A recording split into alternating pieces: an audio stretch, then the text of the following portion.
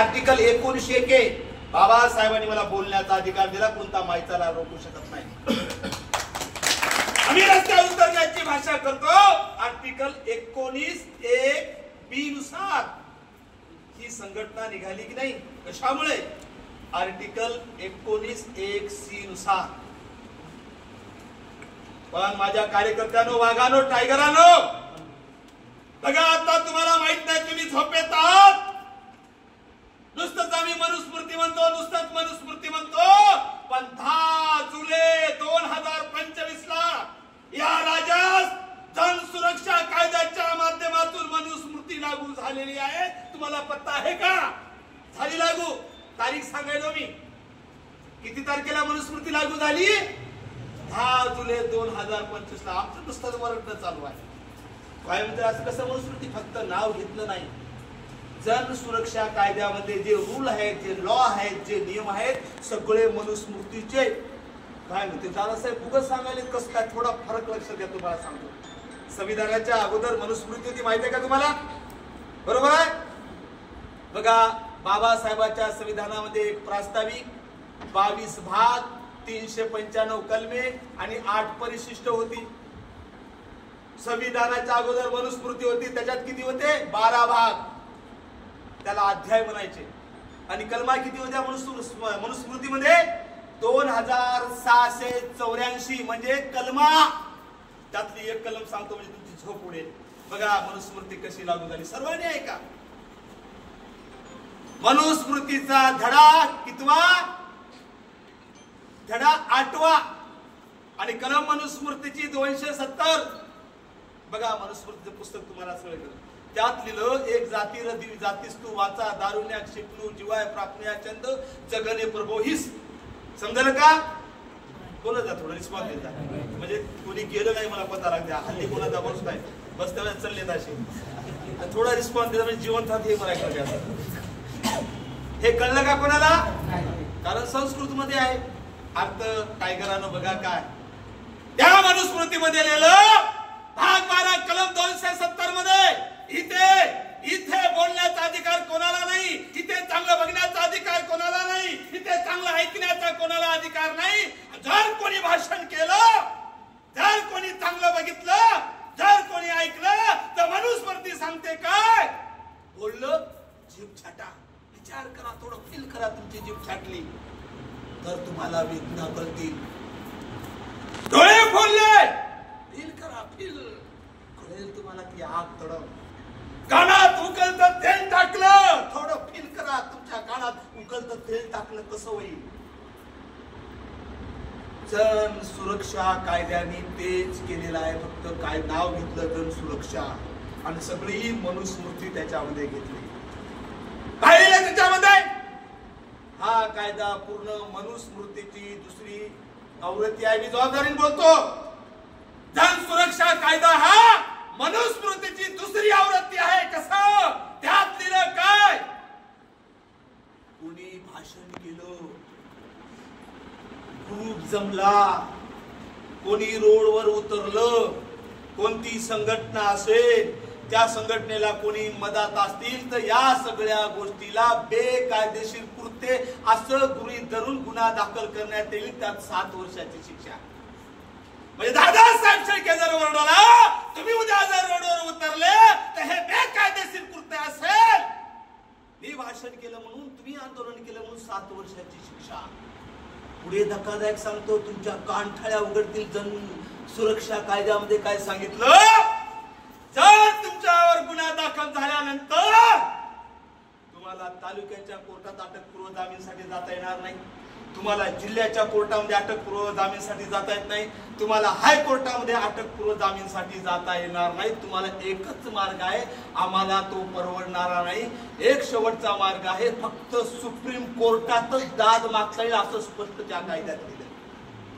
आम्ही खेड्यातले कार्यकर्ते, गावगाड्याचे कार्यकर्ते डायरेक्ट दिल्लीला पोहोचल, आम्ही पोहोचाल का? कुणाच्या चौकात आहे? सुप्रीम कोर्टात जाईल, तिथं 1 सेकंदाला कमीत कमी आर्ग्युमेंट, मी जे बोलायला की नाही आर्ग्युमेंट, तिथला 1 सेकंदाचा 1 मिनिटाचा रेट कमीत कमी 1 लाख रुपये आहे आर्ग्युमेंटचा। सुप्रीम कोर्टचा रेट सांगायला मी तुम्हाला। 1 मिनिट मी जर आर्ग्युमेंट केला वकिलाने, 5 मिनिटं बोलते तर फीस नाही, 5 मिनिटं बोलला तर 5 लाख भरायचे, 10 मिनिट एखाद्या मुद्द्यावर जर बोललो तर 10 लाख जमा करावं लागते.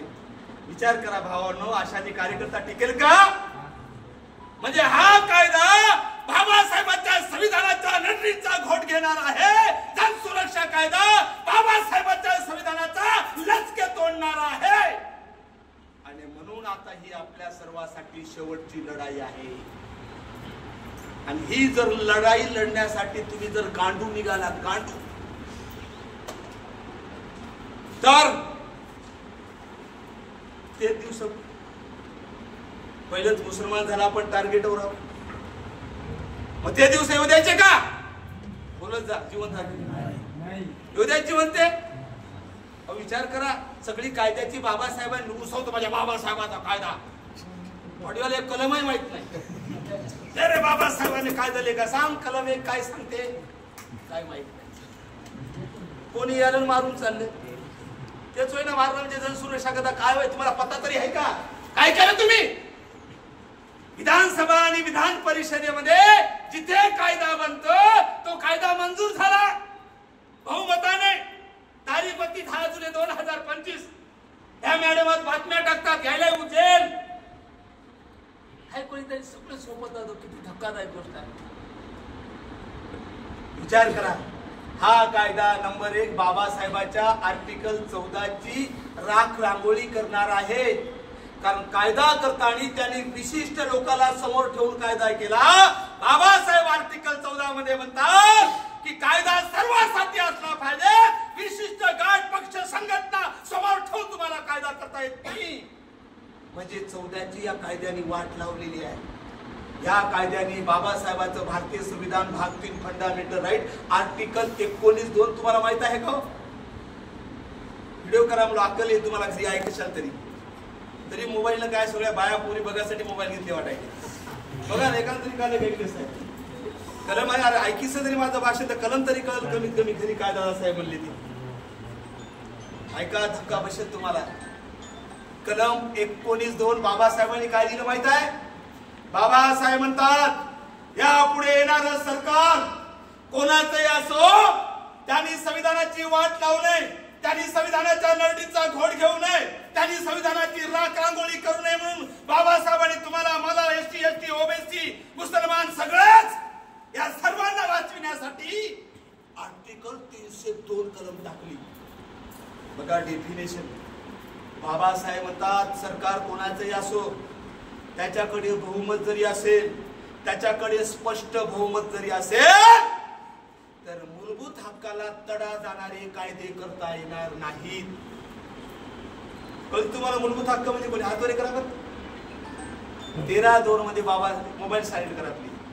13(2) मध्ये बाबासाहेब लिहितात, येणारं शासन कोणतंही असो, येणारं सरकार कोणतंही असो, त्याला मूलभूत हक्काला तडा जाणारे कायदे करता येणार नाही. मग मूलभूत हक्क म्हणजे काय? अरे मूलभूत हक्क म्हणजे जे दादासाहेब शेळके भाषण करते हा मूलभूत हक्क, ज्या ते न्यूजला बातमी देतात हा मूलभूत हक्क, तुम्ही रोडवर जे आंदोलन करतात हा मूलभूत हक्क, जे गायनाचा कार्यक्रम असतो हा मूलभूत हक्क, तुम्ही सोशल मीडियावर जे पोस्ट टाकतात हा मूलभूत हक्क, तुम्ही जे बॅनर लावतात हा मूलभूत हक्क, तुम्ही कपडे जे घालतात हा मूलभूत हक्क, तुम्ही भारतात कुठेही फिरतात हा मूलभूत हक्क. किती सांगू, त्याला तडा जाणारे कायदे करता येणार नाहीत. जनसुरक्षा कायद्याने इथंच संविधानाची वाट लावली 13(2) ची. कारण केलेला कायदा हा बाबासाहेबांच्या मूलभूत हक्काची हत्या करणारा कायदा आहे. आपण सर्वांनी लक्षात घ्यावं. सगळे मी किती जजमेंट देऊ तुम्हाला माहित नसेल. 24 एप्रिल 1973 ला बघा, डेट वाईज सांगाल तुम्हाला, कोणी भारतात सांगणार नाही. 23 एप्रिल 1973 ला एक निर्णय आला सुप्रीम कोर्टाचा. भारतीय संविधानाचं आर्टिकल पार्ट 5 भाग 5 कलम 141 आणि 142 बाबासाहेबांचं सरकार माजलं. सरकार बहुजनाच्या मुळावर जर बसलं, सरकार जर बहुजनाची राख रांगोळी जर करत असेल, तर त्याच्यावर नियंत्रण ठेवण्यासाठी सुप्रीम कोर्ट अस्तित्वात आणलं. बाप आहे सुप्रीम कोर्ट. सीसीटीव्ही फुटेज सरकारवर, जसं आपण कॅमेरे लावतो की ना, कोणी आलं कोण चाललं. सुप्रीम कोर्ट, हायकोर्ट ही सीसीटीव्ही फुटेज आहे संविधानावर, बरोबर आहे. त्या कोर्टाने काय सांगलं, 24 एप्रिल 1973 सर्वोच्च न्यायालयाचे न्यायाधीश SM सिकरी आणि 13 जणांच्या खंडपीठाने, प्रकरण कोणतं होतं, केशवानंद भारती विरुद्ध केरळ राज्य. तेव्हा सुप्रीम कोर्ट म्हणालं, सरकार किती मोठा असेल, त्याच्याकडे किती खासदार असतील, त्याच्याकडे किती आमदार असतील, तर संविधानाच्या विरोधात कोणताही कायदा करता येणार नाही. म्हणजे सुप्रीम कोर्टाचा जजमेंट असताना, कारण भारतीय संविधानाच्या 141 नुसार सुप्रीम कोर्टाचा निर्णय हा भारताचा कायदा असतो. असा भारताचा कायदा असताना यांनी जन सुरक्षा कायदा केला. याचा अर्थ स्पष्ट आहे की मोदीचं सरकार असल्यामुळे, फडणवीसचं सरकार असल्यामुळे, अरे तुम्ही आम्ही तर कोण, या देशातलं कोणी आमचं वाकडं करू शकत नाही, या बाजूनेपणासाठी हा कायदा अस्तित्वात आलेला आहे. आणि म्हणून अशा सरकारची मगरुरी उतरण्यासाठी वेळ फलितच तुम्हाला आणि मला या देशामध्ये दुसरा भीमा कोरेगाव घडवला येईल, त्यासाठी सांगण्यासाठी शेवटाकडे बोलतोय मी. बघा संविधानाची कशी वाढ, आमचे फेसबुकवर फाड देंगे